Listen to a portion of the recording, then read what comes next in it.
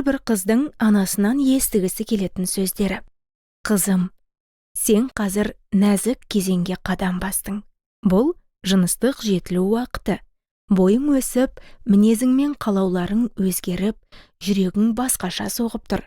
Бұл өмірдің табиғи бөлігі. Саған айтарым, алғашқы махаббат тәтті сезім, бірақ бұл сезім сені асықтырмасын.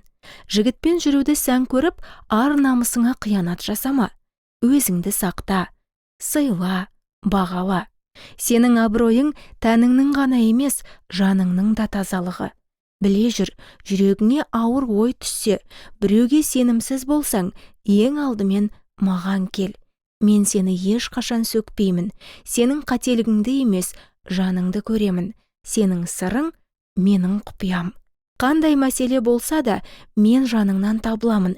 Мен саған тек ана емеспін, сырласың, ақылшың, ең жақын досыңмын.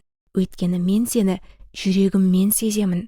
Қызым, есіңде болсын, нағыз сұлулық жүректің тазалығында, ал нағыз ерлік өзіңді құрметтеп, болашағыңа адал жүруде.